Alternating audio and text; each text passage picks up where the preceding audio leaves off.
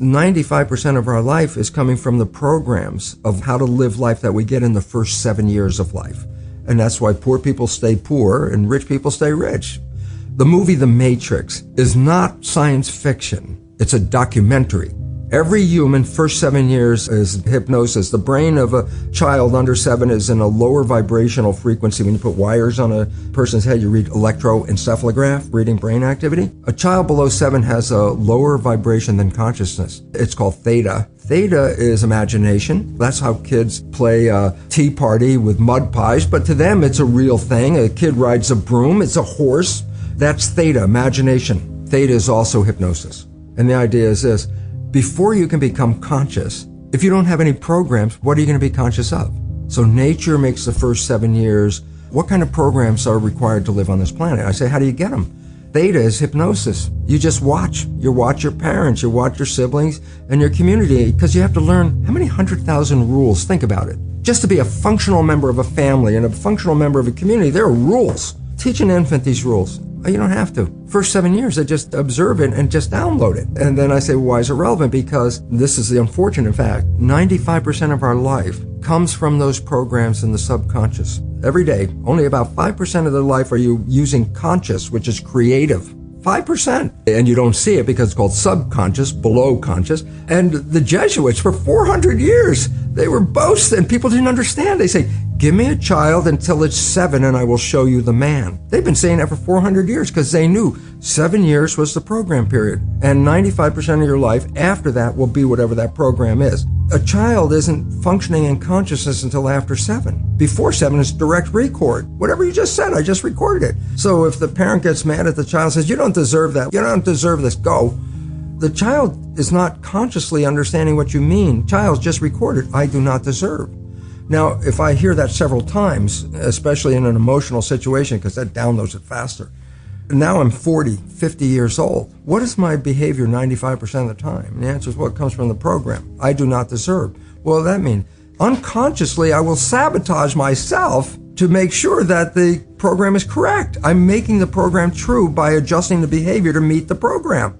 Look, this is not new. I mean, there's the famous book, Rich Dad, Poor Dad. And basically said you come from a poor family and you could struggle your whole life and try to get rich, but you're not going to make it. And if you come from a rich family, you could be stupid your whole life and make it. Not because it was thinking, but it was unconscious behavior that was downloaded from rich families into kids, which is unconscious. So they're making the right moves unconsciously.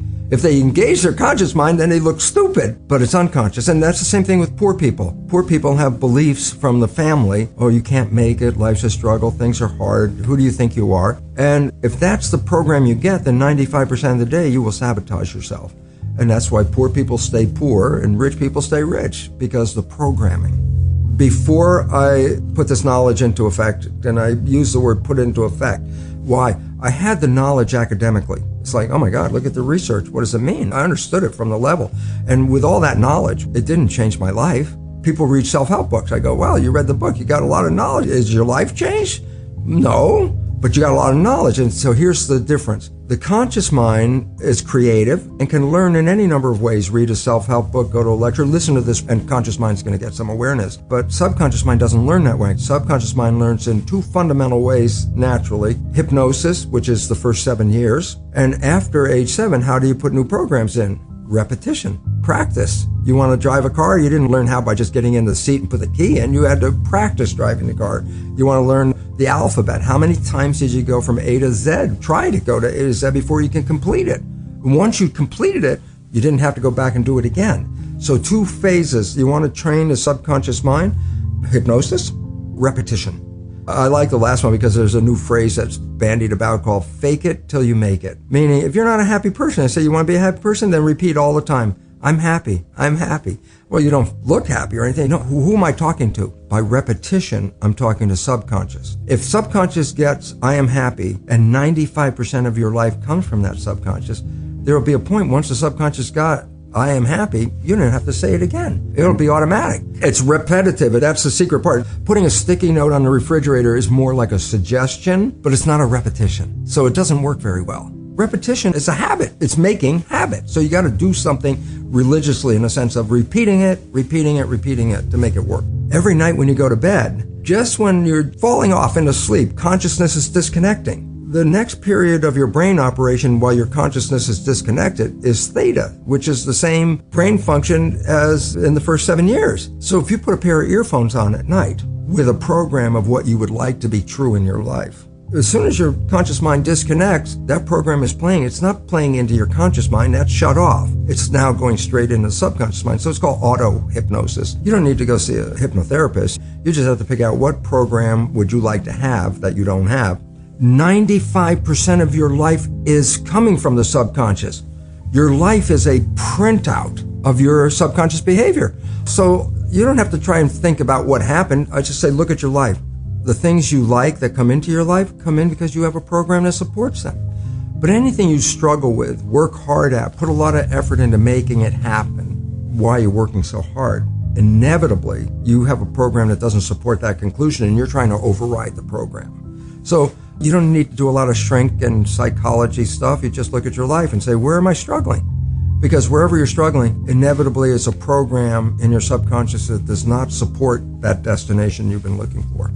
I had to deal with the issue of teaching medical students and going into the classroom, teaching conventional curriculum, the old genes control life story. And so I go in there and teach that to medical students. But when I'd go back in my lab and look at my research on stem cells, my research revealed conclusively that the environment in which the cells live determine genetic activity. So it's complete opposite of what I was teaching in medical school.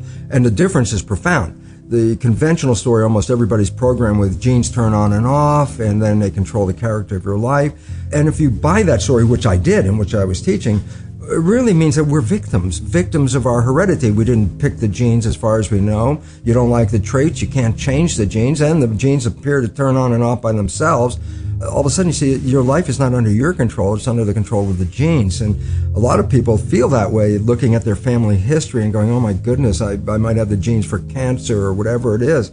Since consciousness is involved, once I feed you with an idea that you are susceptible to something, look, I can feed you with an idea that this pill that we just got from the pharmaceutical company, it's the greatest, best thing for your issue.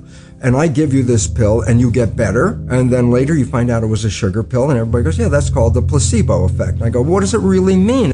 You didn't get healed by the pill. You got healed by the belief in the pill. Well, yeah, that's what placebo is all about. And at least 1/3, minimum of 1/3 of all medical intervention is placebo effect, where the healing comes from. Everybody goes, yeah, I know about the placebo. I go, yeah, but that's a result of positive thinking. What about negative thinking? And this is what we don't talk about, but the reality is it's equally powerful in regard to affecting your biology as is positive thinking, but it works in the opposite direction. A negative thought is called the nocebo effect. Can cause any disease and you can die. If you believe you're going to die, you can die from the belief. Here's a simple fact. Stress causes up to 90% of doctor visits. How can stress do this? And the answer is very simple. Stress causes a hormone called cortisol to be released in the body. So what does cortisol do? Number one, it causes the blood in the viscera, the guts, where maintenance of the body and healing comes from all the organs. It causes the blood vessels to shut down because it pushes the blood to the arms and legs. Why? Stress means you're ready to run, fight or flight. So you push the energy to where you need it, arms and legs. Well, where do you get it from? Well, you squeeze the blood vessels in the gut. Well, the viscera is growth. That's what the organs are for. Arms and legs are for protection.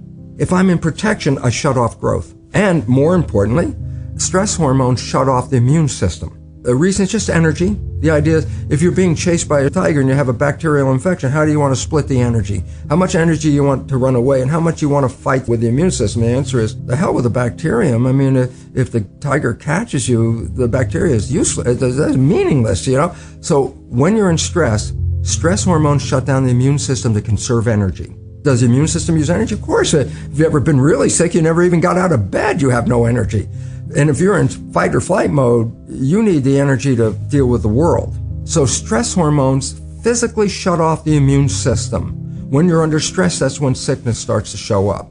In fact, it's so good at shutting off the immune system, doctors give patients who are going to receive a foreign organ, a graft of a kidney or a lung or whatever they're grafting, that's foreign tissue. If you put a foreign organ in your body, your immune system's job is to eliminate it. So as they're transplanting an organ, they give the patient stress hormones at the same time. because stress hormones will shut off the immune system so the organ won't be rejected right away. That's how effective it is. It's used therapeutically to shut off the immune system. Yeah, but everybody out there in this world right now, with a small exception, is under some level of stress. Every one of those people is dripping stress hormones continuously in their body, and those hormones inhibit the immune system, and the result is illness. And if you stop the growth, you say, yeah, but I'm an adult, I don't need to grow. And I say, yeah, but you have to replace hundreds of billions of cells that you lose every day. So we really have to watch out, because, as psychologists would tell us, 70% or more of our thoughts are negative and redundant, replaying the same negative thoughts. I go, if thoughts had nothing to do with it, fine. But thoughts, positive or negative, shape our biology. And all of a sudden, now it's time to wake up, because our negative thinking is manifesting a negative life experience. But it's not just me saying this. It was me saying this when I first started doing this work in 1970. And my research was repeatable every day. Stem cells are embryonic cells, so they have no potential until you put them in an environment. And then, depending on the culture medium, I can make the cell become a muscle cell, change the culture medium, make the same cell become a bone cell, or change it again and make the same cell become a fat cell. Genetically, the cell's the same. It was the environment that I was changing. And I started talking about that long before the new science called epigenetics had come into vogue, which was 1990. So I was like 20 years ahead. And of course, for much of that time, my colleagues looked at me like I was a crazy guy, because everybody knew the conventional dogma. And I was coming up with a whole different line of belief about it. And now it's come into mainstream. The only problem is this: when you invest so much money into a belief system, and then a belief system isn't really right, you try to hold on as long as you can, because you spend hundreds of billions of dollars in this belief. You don't want to just go, oh, okay, we'll just change it. So it's a struggle, but the reality is coming forward, and the public is just becoming aware of it. And it's a revolution, because if you believe genes control your life, you're a victim of your heredity. When I say epigenetic control, almost sounds the same, but epi means above. So when I say epigenetic control, literally it's control above the genes. And this is what we now recognize, that the environment, and very specifically our perception of the environment, changes our genetic activity. So that means, well, wait, that's not a victim, because I can change my environment, I can change my perception, and all of a sudden, if I can do that, then I can control my genes. Well, we're going from victim to mastery, from genetics to epigenetics. This video is sponsored by Blinkist. Reading books is great, but I've talked about this many times before. Many books are written very inefficiently and should be much shorter than they are. Not only that, sometimes you just don't have the time to read a whole book, or you might want to just go back and review the main ideas without reading the whole thing again. This is why I use and recommend Blinkist. It's a great app that takes information from the best books and condenses it to 15 minutes that you can read or listen to. For someone looking to learn, I really think this might be one of the best apps out there right now. I recommend starting with a summary for any book on the Fight Mediocrity Beginner's Reading List, or any of the books that are in my Blinkist library right now.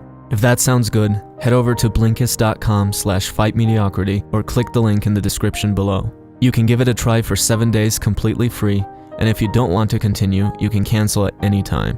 As a Fight Mediocrity viewer, you'll also get 25% off if you decide you want the full membership. Thanks for watching.